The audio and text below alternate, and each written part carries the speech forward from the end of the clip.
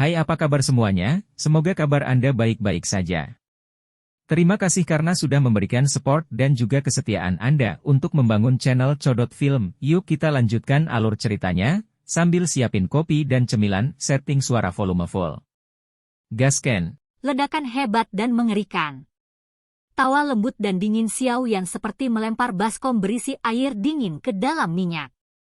Segera, gelombang douqi yang berwarna merah darah melonjak ke segala arah dari dalam tubuh Fan Lao yang tampak ganas. 3 tangan keriput putih pucat seperti cakar tiba-tiba didorong ke depan dan membentuk segel aneh dengan kecepatan seperti kilat.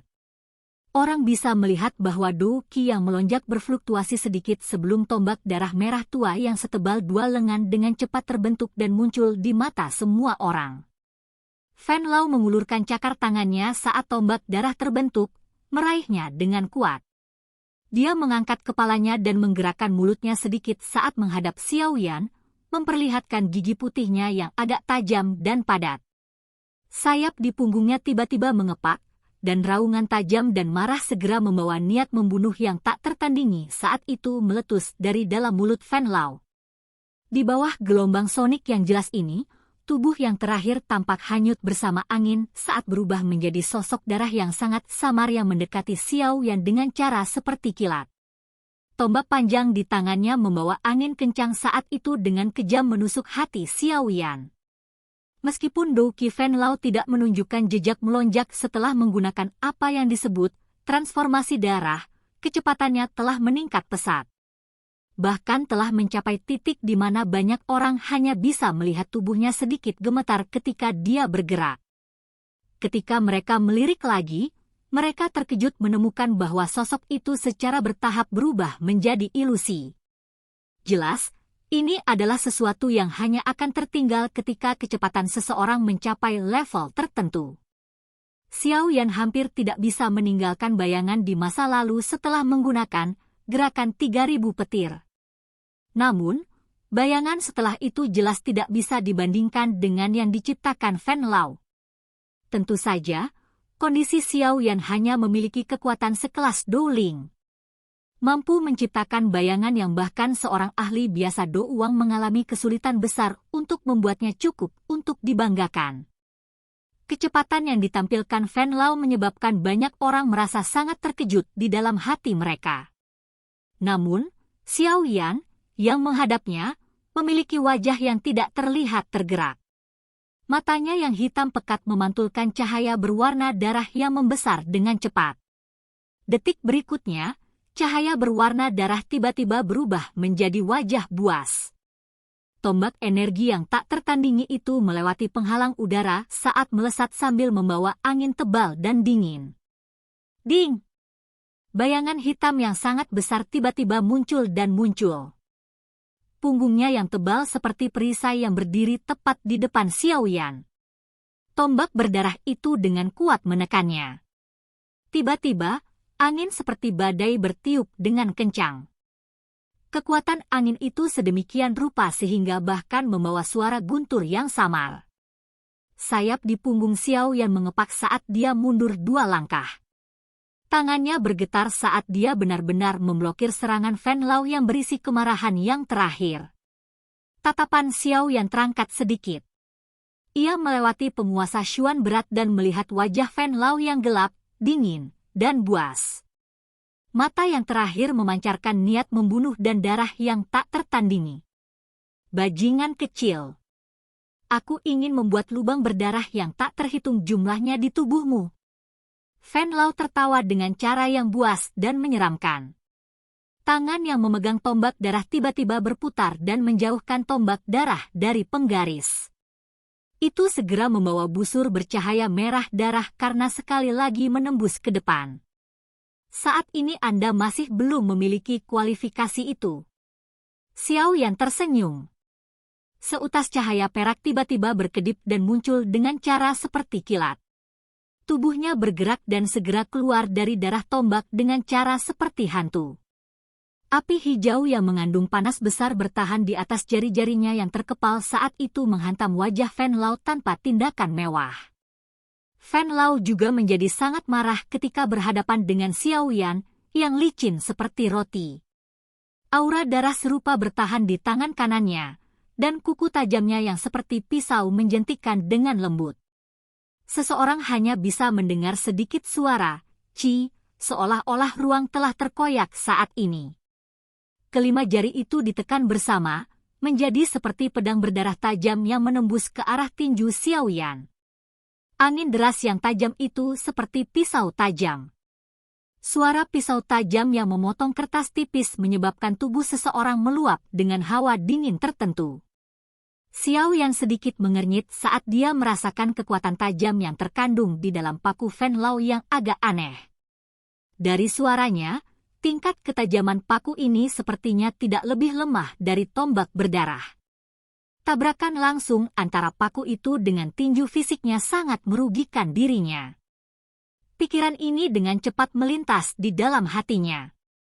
Dalam sepersekian detik, lengan Xiaoyan tiba-tiba bergetar, dan nyala api berwarna hijau yang menutupi tinjunya tiba-tiba meninggalkan tangannya, berubah menjadi bola api berwarna hijau yang melesat ke arah Fan Lao.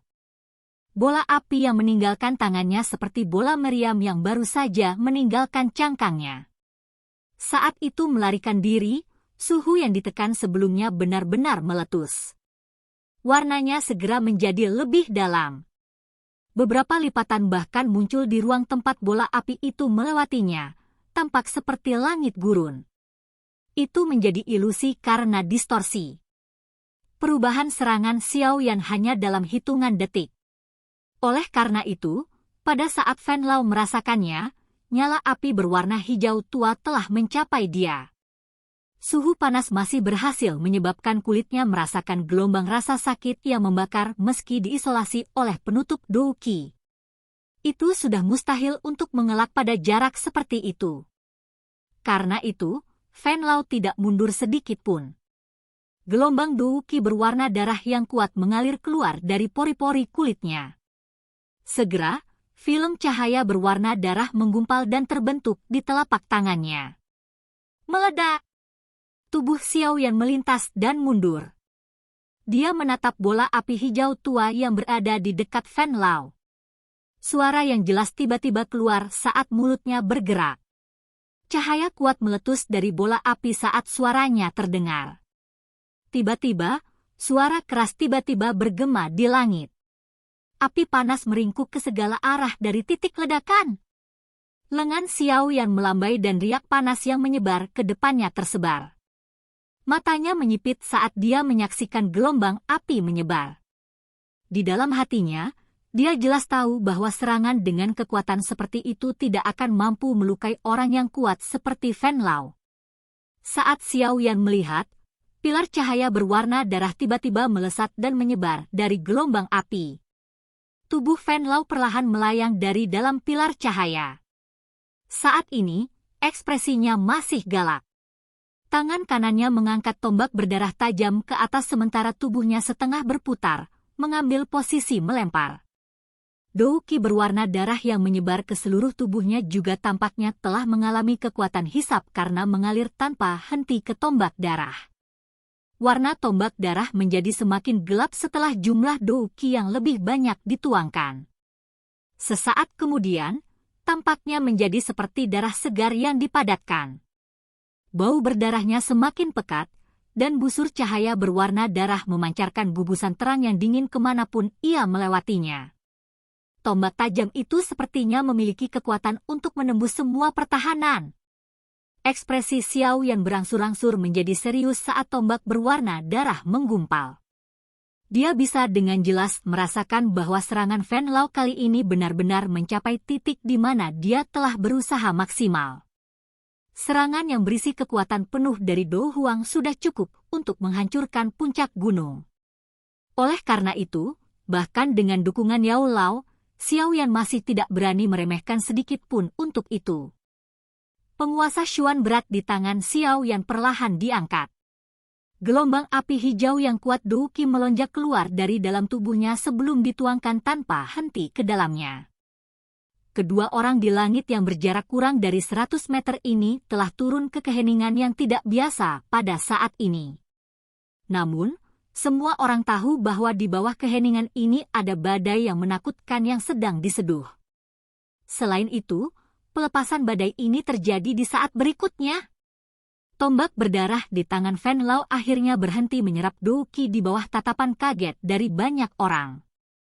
Pada saat ini, tombak darah itu berputar sedikit, dan sebenarnya mampu menciptakan riak di angkasa.